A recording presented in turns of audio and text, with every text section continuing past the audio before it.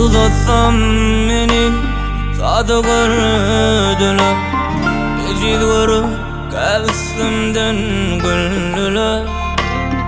Kahar bilen meni savra gömdüler. Dost görünýän düşmanlan eken. Pulum barka ýeke goýmazlar meni. Gözünümde ýollar ýitirmeje. Men üçin janyny berjek dostlarym. İş biten soň düşman bolurlar eje. Kanikin adamdan sanikin. Duzum dep çekken ekin. Barikin kanikin adamdan sanikin. Garniyet beladan kanikin. Beren duzum tutsun, beren hakkım tutsun. Koy bu yalancı dostumuzsun. Koy meni yer yutsun. Siz yalı dostlarımdan iyişi bitip bıçak sokup duzum depip yok bulunur. Dost doğun neyle düşman mol yanıken. Aslında belli dostsa düşman mol yanıken. Düşman mol yanıken yedenlerimi ökünyen. Açık hakikatin ağzımdan yalanım dökülye. Derdi durumu şağır verdin inni derdi vermem ana. Fanalgın fanalına salın meni sara saba. Vakti yönü saklaman. Yakin yoktur karışmana. Sonku yolum şol bolur. Biden ruhu çalışmana. Bulam sana açık hakikat dinle tanışlan.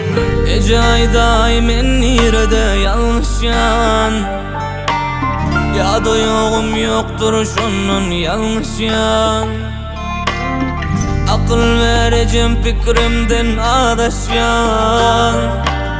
Köprüden geçençe dost bular ecel. Bir yanlışım alıp gidiyor dokuz doğruymu. Doğru tarafın görünüp kör bular ecel. Hem günahlik hem de haksız olur ku doğru. Haklı vaktim haksız çıkıp yadadım ecel. Kanikin adamdan sanikin. Duzum dep çekken eken. Barikin kanikin adamdan sanikin.